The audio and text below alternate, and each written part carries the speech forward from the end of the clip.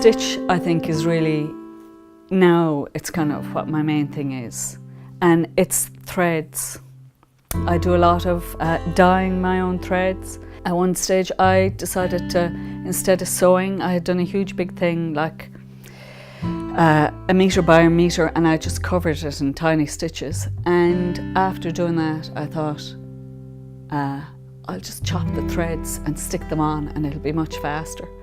And it wasn't, but it's something I really now love doing. So that's what I'm doing here. I'm chopping the threads, dipping them in glue and applying them.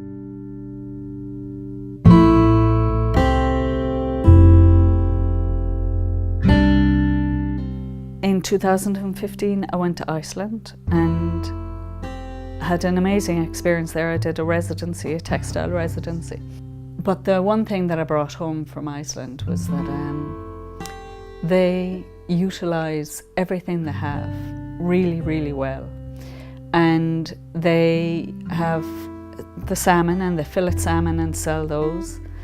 And they had all this fish skin that they were throwing away. So they looked at it and they made it into leather. And they also take fish bones and bleach them and make those into little kits. They sell those.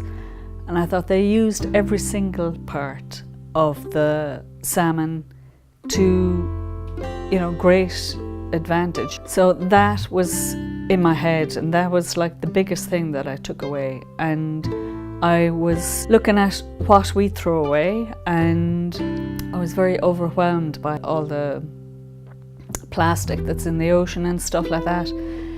And I decided to opt for plastic bags. I narrowed it right down and to work with those and see what I could do to add value to them and make them desirable for people to not throw them away. And then from that I spent time walking on the beach and picking up plastics, and so I've branched out and worked with those and sea rope as well. When I was doing my research on plastic and looking at all the plastic in the sea, all the big islands of plastic that are gathering in the ocean, and they have microbes living on them and they're turning into a whole new environment.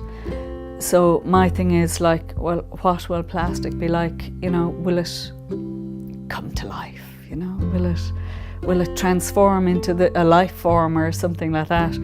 And that's really what I'm looking at.